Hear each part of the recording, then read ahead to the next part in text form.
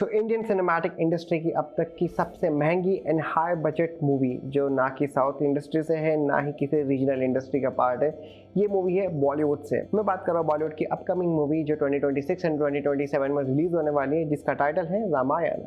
अब रामायण हम सभी को पता है कि ये मूवी 2 पार्ट्स में रिलीज होने वाली है। इस मूवी से कई सारी एक्सपेक्टेशन एंड क्लेम्स किए जा रहे हैं कि ये मूवी अब तक की सबसे महंगी बॉलीवुड एंड इंडियन मूवी होने वाली है, जिसमें एक्स्ट्राऑर्डिनरी वीएफएक्स और कई नेक्स्ट लेवल के सिनेमैटिक स्टाइल एंड एलिमेंट्स को डिलीवर करने वाले हैं ये लोग थिएटर्स में। हम बात करते हैं इस मूवी के बजट के बारे में, तो देखो इंटरनेट पे जितने भी रिपोर्ट्स एंड इन्फॉर्मेशन अवेलेबल है इस मूवी के रिगार्डिंग, उससे ये समझ में आया है या फिर ये सामने आया है कि ये मूवी का जो बजट होने वाला है वो है 835 करोड़ 835 CR। अब 835 करोड़ की प्रोडक्शन में बनने वाली ये इंडियन सिनेमैटिक हिस्ट्री की एंड बॉलीवुड की अब तक की सबसे महंगी मूवी है जो प्रोड्यूस हो रही है। अब इस मूवी को जो डायरेक्ट कर रहे हैं वो है नितेश तिवारी, जिन्होंने प्रीवियसली बॉलीवुड की दंगल जैसी मूवी को भी डायरेक्ट किया है एंड वो मूवी भी एक बिग बजट मूवी उस टाइम पे क्लेम की गई थी। एंड रामायण के बजट को अगर आप previously super hit mass movie से कंपेयर करेंगे, जैसे RRR हो गया या फिर ब्रह्मास्त्र हो गया, ठीक है, या इवन कल की एंड प्रोजेक्ट के, सो ये मूवीज़ का बजट भी रामायण के सामने काफ़ी ज़्यादा छोटा लगता है, because 835 crore is a huge amount. भी बात होती है विजन की, मतलब वांडा के विजन की नहीं,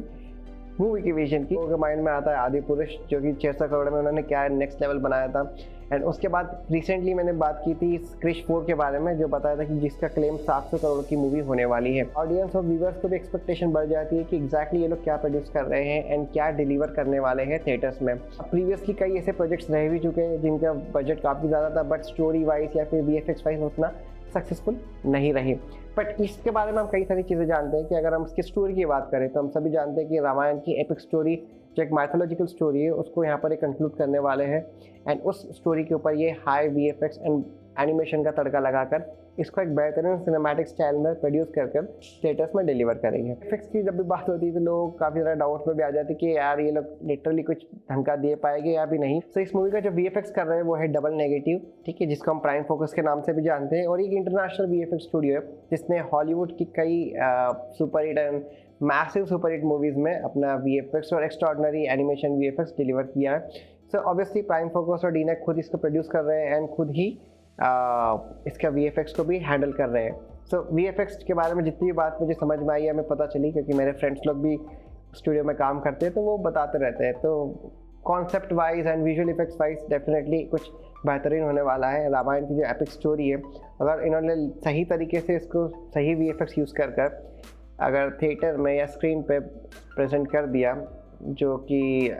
नेक्स्ट लेवल होगा अगर लिटरली सबको पसंद आया तो। अब इस मूवी की प्रोडक्शन की बात करें तो ये बताया जा रहा है कि भाई इस मूवी का प्रोडक्शन 600 दिन तक चलेगा, यानी कि total shooting and visual effect सब मिला के 600-700 दिन का इनका कुछ वो रहेगा ओवरऑल मूवी का, जब तक रिलीज़ नहीं हो जाती, ठीक है, पार्ट 1 और पार्ट 2। सो एक अच्छी बात भी है, बिकॉज अगर आप किसी चीज़ को टाइम दे रहे हो तो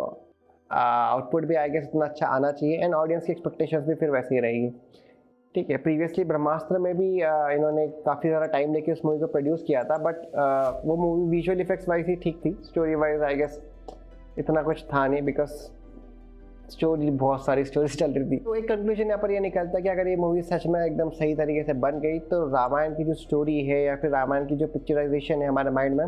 ये और बेहतरीन हो जाएगी in terms of visual effects जब भी अभी की जनरेशन के लिए, ठीक है, जो रामायण को इतना प्रॉपर जानते नहीं है और जिनको VFX का तड़का भी चाहिए मूवी देखते टाइम।